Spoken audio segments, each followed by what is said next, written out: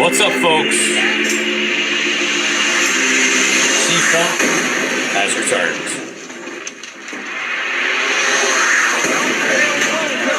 They don't want none of this, folks. It's Friday, October 26th, 2018. How's it going? Crazy week, sports-wise. Giants trading a lot of people. They got rid of Snacks Harrison. They got rid of Eli Apple. They picked up a couple free agents. Giants are done. They're doing a fire sale. They're getting everybody. If they keep on losing games, they'll probably get one of the first top 3 picks next year, which I'm hoping, because this year's just a bust. They're 1-6, 1-7, whatever the hell they are. They're done. So, what Gettleman's got to do now is just clean house. As much as I like Snacks Harrison, he was good at stopping the run. Eli Apple never really wanted it to begin with, and I really didn't want to draft him when we had him. But I think that this should be interesting. See what they do. I heard a lot of rumors that they want to try to do a trade, get David Carr from the Raiders, and maybe have him be the guy until they, if they draft the quarterback next year, until they get that quarterback, the rookie quarterback, comfortable to where he can start eventually down the road. They might do that. I don't know what they're going to do, but we'll see what happens. Like I said, it's still far away. The Giant fans are going to be suffering for the next few years. I'm just going to let you know that, so just get ready, because it's going to be pretty brutal. But nothing new about the Knicks. Still suck. I think they've won 1 game so far this year. They've only played like 6-7 games. They're like 1-5.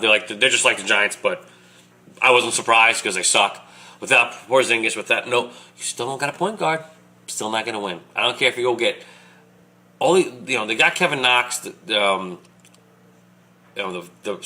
small forward. We need point guards. We need a point guard who could score. Ntilikina, I love him. He's great defensively. He did okay offensively a little bit in a few games this year, but he's not the solution. So, like I said, the Yankees. Okay, this I got to put the rest right now, because I don't care what Yankee fans say out there, because I really, really think that the guys we got now are fine. Okay, we don't need Manny Machado. We don't need Bryce Harper. I'll tell you why.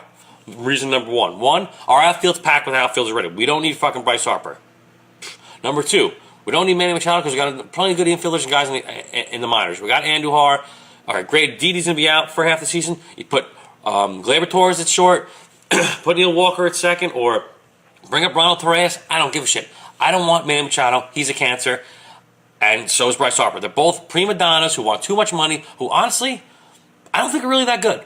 Manny Machado's pretty good. Bryce Harper's had a share of good, but he's up and down. So, like I said, I really don't want either one of them. I want starting pitching. That's what we need more than anything. We need starting pitching, okay? CC, we don't know if he's coming back. He's old.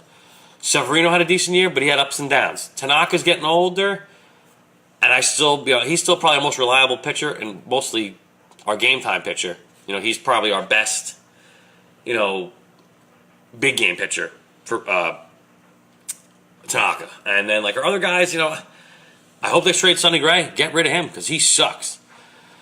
But otherwise, I just think that the Yankees just need to get starting pitching. I think our offense is fine. Our bullpen's fine.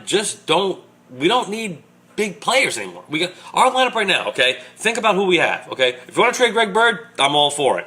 Our first base spot with Luke Voigt, is he going to come back and play first base again? I don't think he's much of a first baseman, but he can hit the fucking shit out of the ball. So, like I said, you got Giancarlo Stanton, you got Judge, you got Gary Sanchez, you got Didi when he's healthy, you got Gleyber Torres, you got Miguel Andujar. I'll tell you right now, if they trade Miguel Andujar, I will run down to the Bronx, grab Cashman by his freaking neck and be like, trade Andujar, and I will break your face, okay? Because Andujar was the brightest spot we had all season on this team, okay? With Judge being out, Stanton having ups and downs, Gary Sanchez sucking and being hurt, him and Gleyber Torres were only 2 highlights. We got 2 young guys. Don't trade core youth away, okay? I'll tell you right now, do not trade them, okay? Gleyber Torres, Andujar are going to be superstars. They're going to be great on the Yankees. Do not trade them, okay? Unless you're going to get a big name pitcher for them, a good starting pitcher. Like if you're going to get a freaking, if you're going to get a Sale or a freaking Clayton Kershaw or Dallas Keuchel or whatever. If you're going to get a big name starting pitcher, fine. Maybe get rid of him. But unless it's definitely for good, if you're definitely going to get a great starting pitcher out of the deal, then maybe trade him. But up until then, I wouldn't trade either one of them unless you're going to get a really great pitcher in return or someone who's really worth value. Otherwise, Those guys are money chips, and I would not, let them stay and play for a couple more years, and then maybe trade them because they're still young. They're in their early 20s, so I wouldn't trade them yet. But that's just me. I want to shout out to my friend Jacqueline. It's her birthday today. Happy birthday, Jack. Hope you have a great. I know you're going away. Have a great trip. Have a great vacation, and wish you very many more birthdays to come. What else? I'm trying to think. There's something else. Oh, wrestling. Okay, Evolution's this weekend. My friend Jimmy, shout out to Breezy, who's watching right now. He's going to the Nassau Coliseum to watch it. I think that Evolution's gonna be interesting. The all women pay-per-view for the first time is gonna be. The matches are pretty decent. They're not great. I think the match is gonna steal the show, and Breezy, who agrees. Jimmy thinks that it's gonna be Charlotte versus Becky for the SmackDown Women's Championship, and the first ever last woman standing match, which should be interesting. That means if you can't answer the count of 10, match is over. It means you knocked out your opponent, they're not getting up. So that should be a great match. Ronda Rousey versus Nikki Bella, don't really care. I like Nikki Bella, but I'm kind of sick of Ronda Rousey already because they freaking pushed her too fast. She's like the Brock Lesnar of the women's division now because if they would have waited and built her up and maybe won the championship at next year's WrestleMania or at like a Royal Rumble or some kind of other pay-per-view instead of giving to her like within like she was here for not even 5 months, she won the championship. Like, come on. Vince is destroying the WWE. Like, he needs to hand it off to Shane and Triple H and Stephanie and let them run it because right now he's just freaking and he's bringing back too many old guys. Shawn Michaels going to retirement. Team to form DX again with Triple H to take on another 2 old guys who should be retired, Kane and Undertaker. Guys, retire for the love of God before you ruin your legacies. The fact that Shawn Michaels going to retirement is shocking to me. Granted, he looks in great shape. I'm not going to take anything away from him. 52, 53 years old, he looks in phenomenal shape. But, is he going to be able to do the same things he did when he was in his prime? Probably not. He can still do sweet chin music. That's about it. Do you see him doing elbows off the top rope, jumping over off top? Shawn Michaels was such a great, entertaining wrestler that in the ring, for him to come back now and not be able to do the things he did when he was in his prime, kind of disappointing. I don't want to see that. The Undertaker, God, this guy, I love him to death, but he's got to retire. They're saying supposedly he said his last match is going to be this year's next year's upcoming WrestleMania, which I'll believe it when I see it because everyone thought last year when he lost to Roman Reigns and put his hat and his glove in the ring, thought that was it. Vince convinced him otherwise, or he's paying him a shitload of money because I don't see why he's wrestling anymore. They got to do something with some of these other guys. Finn Balor's just getting buried. I love Finn Balor. He should be going after a title. He should have been in the Crown Jewel, Saudi Arabia. News. Cena's not going. Daniel Bryan's not going. Daniel Bryan's supposed to fight AJ Styles for the WWE Championship at Crown Jewel. So what does this mean for that match? And John Cena's in the World Cup tournament. What does that mean for that? Who's going to replace him? Who knows? Maybe Dean Ambrose after he turned, which was shocking after the whole... Oh, and the biggest shock, man, I can't believe I mentioned this off the bat. Roman Reigns having leukemia. I can't believe it. I was stunned. People text me, can you believe this? Holy shit, no one knew. No one knew about it. No one had any idea. Years ago, he had it. And he fought it, beat it, and that was it. No one heard of it ever. I never even knew he had it 11, 12 years ago. So up until he just announced it. So he had to relinquish the belt. So at Crown Jewel, it's going to be Braun Strowman versus Brock Lesnar for the undisputed Universal Championship. Who's going to win it? The vacated Universal Championship, which I think it's going to be Braun because no one wants to see Brock Lesnar have it because he's supposed to be going back to UFC. He's starting to train already for UFC again. So hopefully Brock doesn't win because if Brock wins, I'm done with wrestling. If he wins again, that's it. I'm canceling my WWE subscription. I'm not watching Raw. I'm not fucking bottling DVR and SmackDown or Raw anymore. Well, I like SmackDown still, but I won't fucking watch Raw anymore. I'll tell you that right now because people putting stuff on the internet, on Facebook and Instagram and everything. The Universal Championship is honestly cursed. It hasn't been actually decent until they actually finally, when they first crowned the first Universal Champion, once they split the brands and everyone had their own championship. And that match, I was watching at SummerSlam. I watched the old SummerSlam. It was one of the best matches I've seen in a while, too. Seth Rollins versus Finn Balor, awesome match. If you have time to watch it, go back on WWE Network.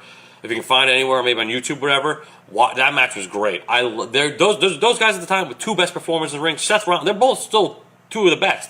And the fact that Finn Balor's been buried so bad, since then, because he got hurt in that match, and they had to relinquish the belt. And ever since then, when he was out, came back, they haven't given him another chance. They gave him chances, but they still pushing Roman at the time. Now that Roman's gone, maybe they should give Finn another chance.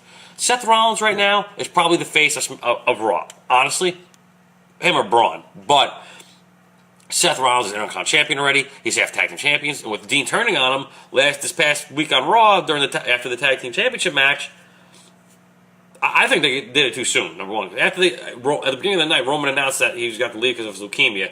And as much as I don't like Roman Reigns as a wrestler, he's a good dude. He's good for the company. He's been nothing but class act. And supposedly in the locker room, he's great. He's a great leader and everything.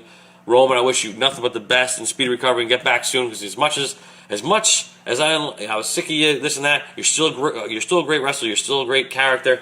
And WWE definitely needs you back sometime in the near future. So hopefully, I'm pretty sure you'll beat leukemia again and get back in the ring real soon. So shout outs to him, and hopefully he has a speedy recovery. But with him announcing his diagnosis and saying he's going to have to leave, and at the end of the night having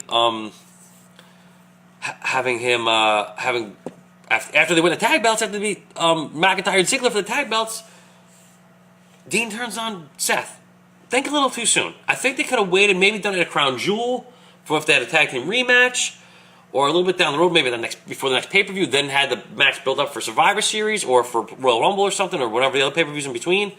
I think they just did it too soon. I don't think it was smarter than to do it. I think a lot of people were, like, you heard the people chant, "Why, Dean? Why now?" This and that. You can hear, people were upset.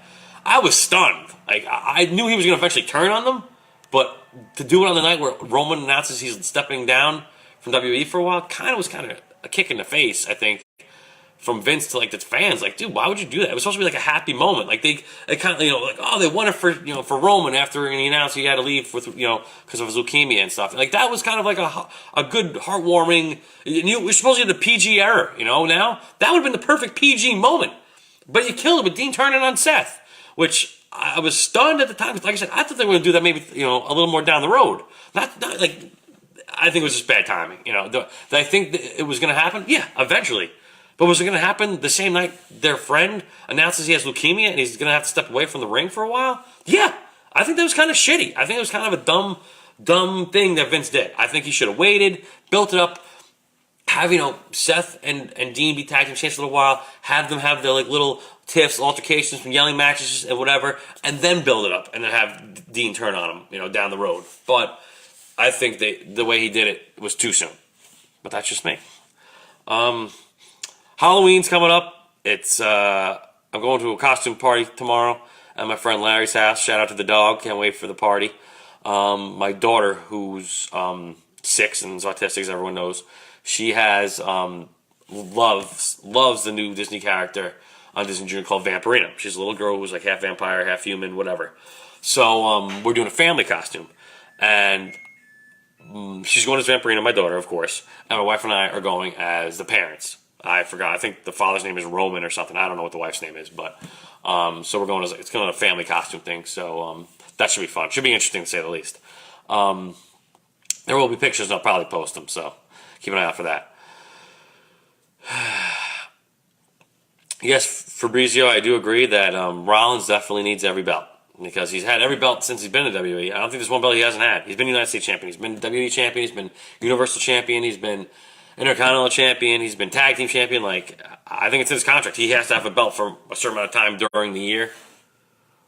Otherwise, he's I don't feel like wrestling, or I'm going to have a shitty match or whatever. I don't know because I like Seth Rollins. Don't get me wrong, but they've definitely given him too many championship runs in the period of time he's been here. He's been, Finn Balor's had one championship run, since he's been here, and it was for a day because he got hurt. Come on, man. He's one of the most over guys besides Braun Strowman on that roster. And the Crown Jewel tournament. Okay, this is who's in it. John Cena, but he's probably not going to be in it, so we don't know who's replacing him. Rey Mysterio, who's back, which is awesome. He's in the tournament. The Miz, Randy Orton, Dolph Ziggler, Seth Rollins. Who are the other two guys? Breezy, help me out. Who's the other two guys? I can't remember the other two guys who were in the tournament. America's Cup, yeah. Even though or it's America. It's not the World Cup because there's no one outside of the United States in the tournament. Everyone's from the United. Who's the other two guys? I can't remember the other two guys. It's Rollins, Ziggler, Miz, Orton, Cena, but we don't know if he's going to be in it. I can't think of the other guys, man. I'm drawing a blank. Rey Mysterio. Two other guys. Who are they? I said Orton. Who's the other two guys? Oh my God, this is gonna bother me. I gotta look it up. I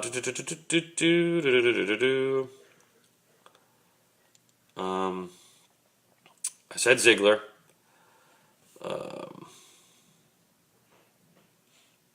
WWE Crown Jewel. Okay.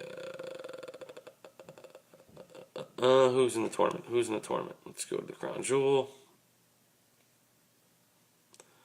I said Ziggler. Who else is in it? Shit, go back. The card. And supposedly Cena's not going to be in it. He doesn't want to go to Saudi Arabia. And neither does Daniel Bryan, which is kind of shocking because they both have big matches. Crown Jewel. Where is the freaking matches here? Oh, Kurt Angle and who's the other guy? Kurt Angle. For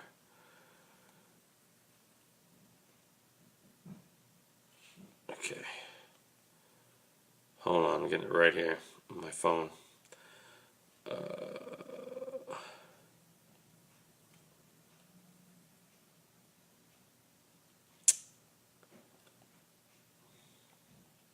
Okay. Crown Jewel. Lesnar. World Cup. Oh, okay. Here it is. This is the. Oh, Jeff Hardy. Jeff Hardy's the last one. It's John Cena, Kurt Angle, Jeff Hardy, Randy Orton, Seth Rollins, Dolph Ziggler, The Miz, and Rey Mysterio. All these guys are former champions. They've all done it a million times. Who's gonna win? I don't know.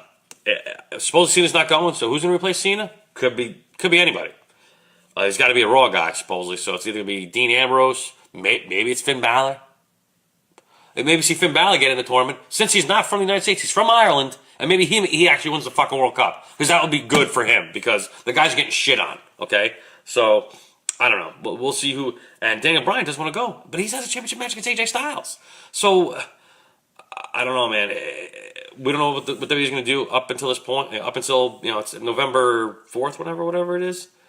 So we'll see. I really don't care who wins the tournament because unless it's going to carry them a title shot to the respective brand, then otherwise it's just a big waste, just a match, a tournament just to have more matches because otherwise there's only a few other matches besides that. That's about it, folks. Mr. X, shout out to him. He was going to be on, but he had a last minute thing he had to take care of, so he couldn't be on. So maybe we'll get him back eventually in the near future.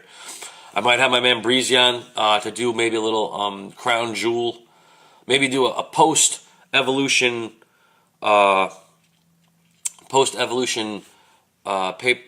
view recap because he's going to be there. Pre Crown Jewel predictions. I'll maybe have him on since he's take his area of wrestling expertise and his predictions of what might happen. He's very good with that. So that's about it. I'm trying to think of anything else. But folks, I'll be back next Friday, same time, 12 o'clock. Questions, comments, emails, jerrygman2376@yahoo.com. Folks, have a safe and happy Halloween. And oh yeah, I want to talk about Halloween just real quick. Okay, when I was younger, I don't know about everyone else from my generation. Halloween, you went out when it was dark out. You went to door. It was, lights from the street light, and people had scary, decorations up, and this. But nowadays, like the last 10, 15 years at least, kids go trick or treating too early. It's still sunny out. The mailman's still delivering his mail. People are walking their dogs. Like that's not scary, to me. And I know there's curfew. A lot of towns have curfews, which I think is kind of bullshit. The curfew should be 9 o'clock. If you're gonna do anything, at least it's dark. Cause then you still go trick or treating like at 8 o'clock for an hour, and then come back inside. Like we used to go when it got dark. We never. Most of the time we got away from our parents to get home from work most of the time. But I never went when it was light out. at least I don't like I didn't want to go and was light out. The whole Halloween's supposed to be scary, it's supposed to be dark and spooky, and everyone's got their costumes on, and people got their lights and crazy scary decoration stuff. That's what made Halloween so much fun. Now it's a joke. You're going out when it's daylight, for Christ's sake. It's not fun. Like, you're freaking walking down trick or treating. The mailman's still delivering mail. You got guys mowing their lawns or breaking their leaves. I'm like, it's not scary. It's not the same to me. Like I said, it's changed since I guess I'm 42 years old now. So, like I said, I just think it's a lot different than when we were, my generation, when we were growing up. It was a lot more fun, I think. Now it's just like kind of, The only thing I still like is getting candy. Still eating the candy, so. Otherwise, all right, folks. I'll talk to you next week. I gotta go. I'll see you when I see you. We some Southern boys with the farmer strength. Ain't nobody man enough to feel the pain. And you could be next.